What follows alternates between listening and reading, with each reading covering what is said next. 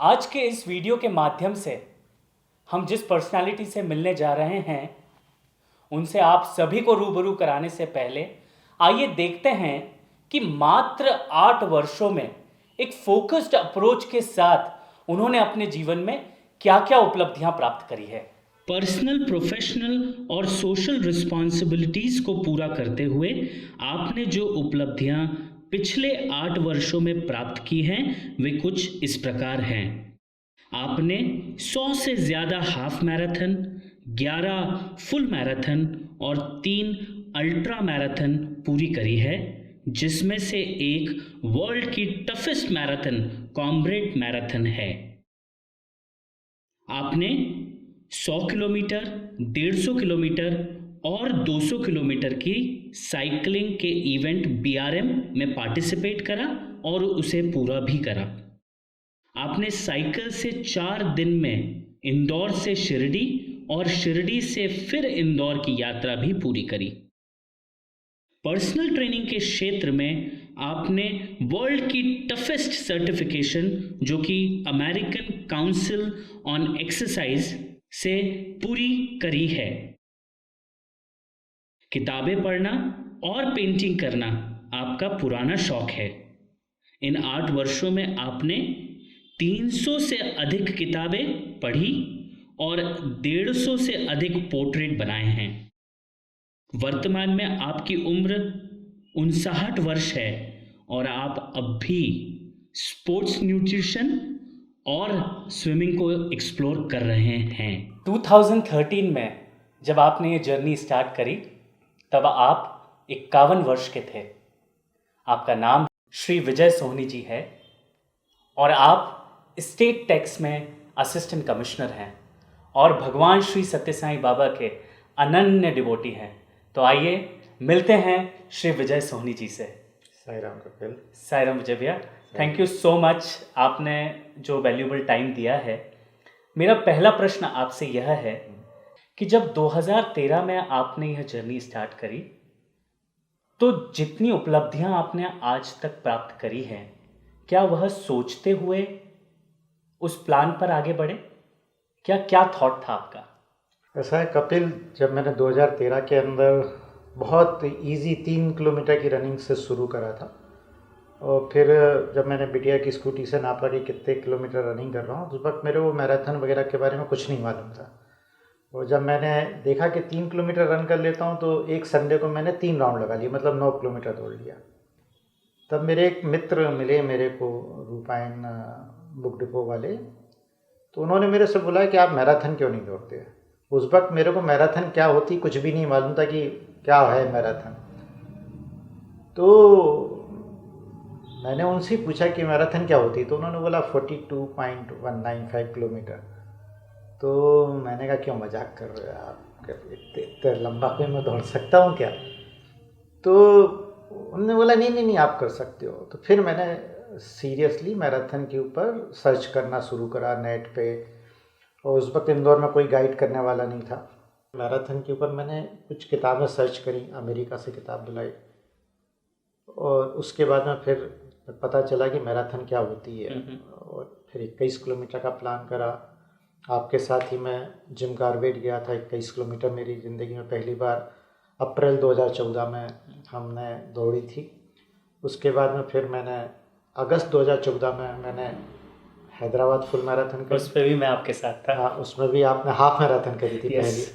तो इस तरीके से वो एक जर्नी शुरू हुई और फिर वो धीरे धीरे समझ में आया कि इसके अंदर आगे और क्या क्या कर सकते हैं। तो ऐसा करते उसका एक मेन टारगेट जो मेरे ज़िंदगी का आया, जो मेरी ड्रीम रन बन गई, वो थी comrade marathon.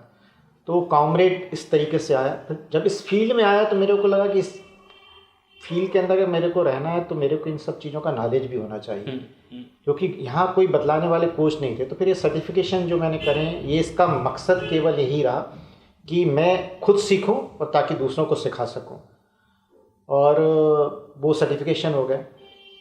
Side by side मेरा क्या है कि थोड़ा सा क्रिएटिव काम करने की एक आदत है, कुछ रचनात्मक करने की। तो फिर मैंने लॉकडाउन के समय वो विधा से मैं पहले से परिचित था ड्राइंग से, परंतु लॉकडाउन के समय क्या हुआ है कि मेरे पास बहुत टाइम था और घर में पेंसिल और शीट्स वगैरह सब थी उन 3 महीने जब बिल्कुल कंप्लीट लॉकडाउन था। तो मैंने पोर्ट्रेट बनाना शुरू करे और मैंने टारगेट रखा कि मैं इस साल 2020 के अंदर 100 पोर्ट्रेट बनाऊंगा। तो लगभग 100 बना लिए मैंने। और इसके पीछे भी 100 बनाने का टारगेट इसलिए था कि मैं जितने ज़्यादा पोर्ट्रेट बनाऊंगा उतना मेरा हाथ सधेगा और अच्छा मैं पोर्ट्रेट बनाने लगूंगा। तो उसका रिजल्ट दिखा भी। जब मैंने पहला पोर्ट्रेट बनाया था लॉकडाउन में और आखिरी के अंदर जो बनाया तो बहुत इम्प्रूव, ड्राइंग में बहुत इम्प्रूव। इस बीच में आपने साइकिलिंग भी इवैल्यूएट करी है? हाँ, इस बीच में चूँकि रनिंग के लिए ज़रूरी थी क्रॉस ट्रेनिंग एक दिन करना चाहिए साइकिलिंग, तो मैंने साइकिलिंग करी। अब साइकिलिंग जब करी तो पता चला कि इसमें भी एक इवेंट्स होती हैं 200 BRM, 300 BRM, फ्रांस से होती हैं 400, 600। तो फिर मैंने 200 BRM 2 बार करी, मतलब 200 किलोमीटर साइकिल चलाना रहती है 13.5 घंटे में। तो मैंने दोनों बार में वो complete target cut off time के पहले कर ली। और बाकी जिमिंग भी इसलिए करी क्योंकि मेरे को अपनी मसल्स को स्ट्रेंथनिंग देना ज़रूरी है। साथ में फ्लेक्सिबिलिटी के लिए थोड़ा योगा भी करा। और क्योंकि आपके लिए कंप्लीट फिटनेस चाहिए जब आप इतनी बड़ी इवेंट्स के अंदर भाग लेते हो, कॉमरेड जैसी मैराथन के लिए, तो आपको पूरा कंप्लीट बॉडी को कंप्लीटली तैयार करना पड़ता है। आपकी बॉडी में स्ट्रेंथ भी ज़रूरी है, आपकी बॉडी में फ्लेक्सिबिलिटी भी ज़रूरी है, साथ में स्टेमिना भी ज़रूरी है। पर 2013 में जब आपने ये प्लानिंग शुरू करी थी तब आई थिंक ये प्लान इनसे कोसों दूर था। मेरे को एक कुछ भी नहीं मालूम था कि ऐसा कुछ कर सकते हैं। 2013 के बाद जब भैया आपने ये जर्नी स्टार्ट करी तो आज तक आपने क्या अपनी आदतों में और आपने जो प्लान्स बनाए हैं उसमें कुछ मॉडिफिकेशन करते हुए आए समय और परिस्थिति के अनुसार, या जिस प्लान पे थे कि नहीं यही करना है तो वैसे ही करते हुए आए? ऐसा है कपिल, ये तो आपको जो आपने टारगेट सेट करें उसके हिसाब से आपकी आदतें चेंज करनी पड़ती हैं। समय अनुसार आपको अपने आप को चेंज करना पड़ता है। जैसे जब तक मैं मैराथन में नहीं आया था तब तक मेरी 2 बहुत अब अच्छी आदतें कह दो या ख़राब आदतें कह दो कि मेरे रात के खाने के अंदर अगर मैं सेव मिक्सचर ना डालूं और उसके ऊपर नींबू निचोड़ के सब्ज़ी नहीं खाऊं तो वो खाना पूरा होता नहीं था। और उसके बाद ब्राह्मण आदमी को मीठा नहीं मिले तो फिर वो नहीं होता है। परंतु जब मैंने पढ़ा इस सब के बारे में कि ये सेव मिक्सचर ट्रांस फैट है, ये जो हमारा टायर बनता है बॉडी के किनारे टायर पूरा बनता है, ये मेन ट्रांस फैट है और ये हमारे ब्लड प्रेशर और हार्ट की बीमारियों का जन्मदाता है। तो फिर मैंने उसको बंद करा, ये चेंज करा अपने आप को। मीठा का बहुत शौकीन था कि खाने के बाद अगर मीठा नहीं मिले तो लगते नहीं था, तो फिर मैंने मीठा खाना बंद करा। तो उसके लिए क्या करें, एकदम मीठा तो बंद नहीं कर सकते, तो मैंने मीठे की जगह अंजीर खाना शुरू कर दिया। तो आपको एक स्वीटनेस मुँह में आती थी और एक नमती होती थी। इसके लिए के अलावा फिर मैं पहले देर रात तक जगता था, तो अब मेरे को लगा कि मेरी बॉडी को पूरा रेस्ट मिले तो मैं जल्दी सोने लगा। और जब मैंने स्लीप के ऊपर पढ़ा, जब स्लीप के ऊपर 2-3 किताबें पढ़ी, तब मेरे को समझ में आया कि यार हमारे जो पूर्वज थे वो फिट क्यों रहते थे, क्योंकि वो लोग सब जल्दी सो जाते थे और जल्दी उठते थे। वही मैंने स्टाइल अपनाई, फिर मेरी जीवन का एक ध्येय बन गया। मैं हमेशा बोलता हूँ लोगों को कि हमको अपनी लाइफ स्टाइल पुरानी रखनी चाहिए, जो बुजुर्ग लोग थे उनके, वो विचार आधुनिक रखने चाहिए। तो उस हिसाब से फिर मैं अब उसको फॉलो करता हूँ मैं कि अपनी लाइफ स्टाइल वो हमारे जो दादाजी नाना जी थे उनके हिसाब से, और विचार आप लोग जैसे नए आधुनिक विचार उनको फॉलो करता। तो अकॉर्डिंगली चेंज करना पड़ा। आप एकदम किसी चीज़ पे एकदम स्टिक नहीं रह सकते। आपको आपके जो टारगेट्स हैं और तब जा रहे हैं, जैसे मेरे को इंजरी हो गई थी, तब जब इंजरी हो गई तो फिर मैं रन नहीं कर सकता था, तो मैंने उसी वक्त वो वाला कोर्स कर लिया। उस वक्त घंटों 13-14 घंटे पढ़ाई करके ये काम कर लिया। तो अब वो चेंज हो गया। सर्टिफिकेशन तो करना ही था, परंतु अब वो टाइम मिल गया, रनिंग नहीं कर सकता था इंजरी के कारण से, तो ये काम कर लिया। तो अकॉर्डिंगली चेंज होता चला गया।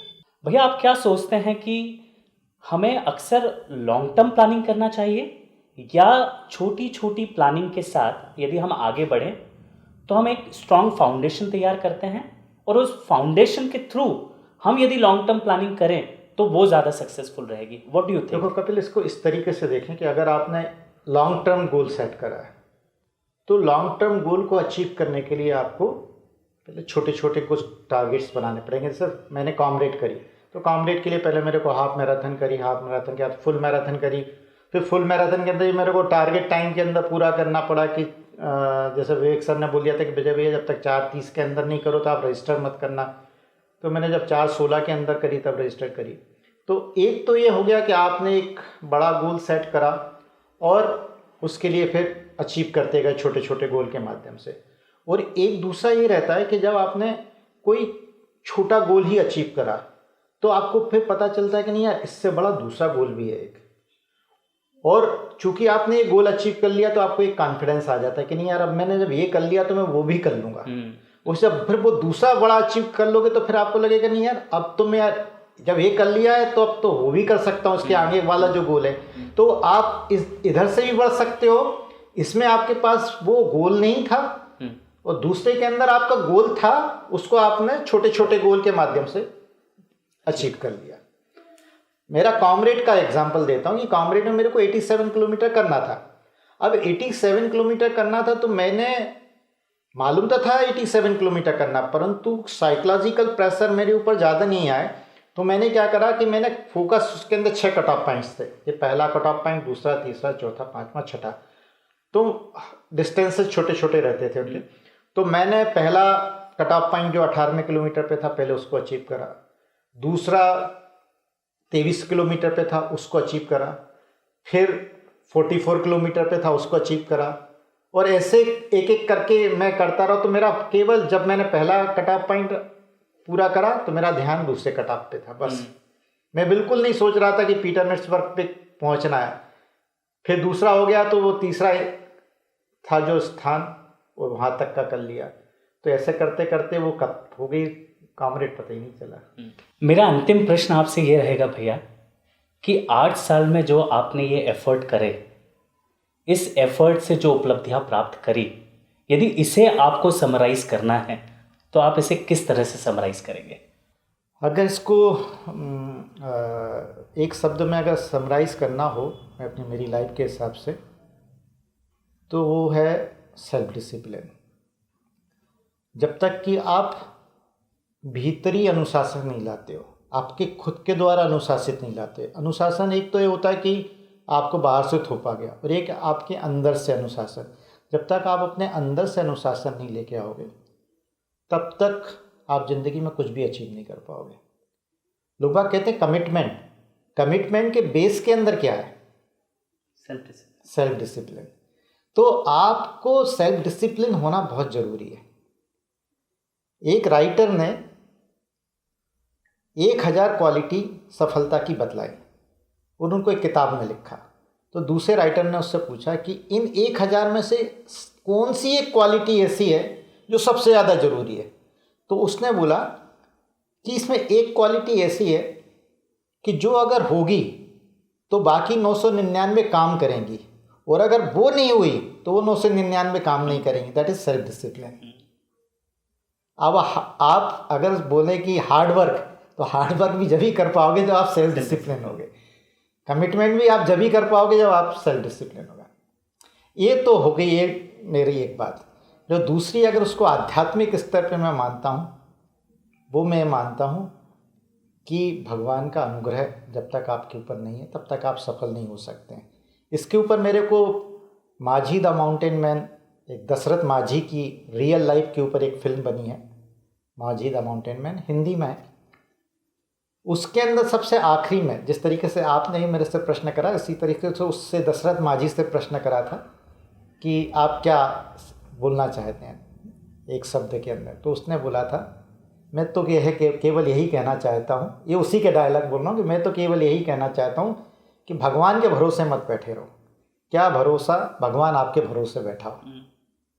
तो अब इसका सिग्निफिकेंस देखो, हमारे स्वामी जो बोलते थे ना कि पहले तुम 1 कदम चलो, बाकी फिर मैं 10 कदम चलूँगा, परंतु पहला कदम किसको उठाना है? हमें। मतलब भगवान किसके भरोसे बैठे हैं? आपके भरोसे कि तुम 1 कदम तो उठाओ। तो पहला कदम तो आप उठाओ, फिर बाकी तो वो पीछे हैं चलने के लिए। तो ये वाली बात बहुत अच्छी है। और फिर भगवान ये भी बोलते हैं कि तुम्हारे को मेरा ग्रेस तुम्हारे द्वारा किए गए कार्यों के प्रपोर्शन में मिलेगा। आप जितना ज़्यादा हार्ड वर्क करोगे भगवान का उतना अनुग्रह मिलेगा। तो इन 8 सालों में मैंने जितना हार्ड वर्क करा उससे कहीं ज़्यादा उनका अनुग्रह मेरे को मिला और मेरे को ज़िंदगी में सफलताएं मिल रही हैं। तो केवल ये उन्हीं की कृपा से। और फिर वो सेल्फ डिसिप्लिन तो इसीलिए करा है कि वो स्वामी बोलते हैं कि मैं पहले एक कदम चलाऊँ तो पहले मैं सेल्फ डिसिप्लिन हो जाऊँ, तो फिर आगे भगवान मेरी गाड़ी दौड़ा देंगे। फाइनली 2 बहुत सुंदर पॉइंट, पहला कि सेल्फ डिसिप्लिन और दूसरा कि भगवान के भरोसे ना बैठें, क्योंकि क्या पता वो हमारे भरोसे बैठा है। आप सभी के लिए 2 क्वेश्चन। पहला कि क्या हमने किसी लॉन्ग टर्म प्लानिंग के लिए या शॉर्ट टर्म प्लानिंग के लिए कुछ थॉट प्रोसेस स्टार्ट करा है? यदि हाँ तो डू लेट मी नो कि आप वो क्या शॉर्ट टर्म प्लानिंग कर रहे हैं या क्या लॉन्ग टर्म प्लानिंग कर रहे हैं। और दूसरी बात कि क्या हमें देखने वाला बनना है या दिखाने वाला बनना है? आप इस बारे में क्या सोचते हैं ज़रूर शेयर करें, और हम जल्द ही मिलते हैं अगले वीडियो में एक नए टॉपिक के साथ। तब तक हम सभी अपना ख्याल रखें।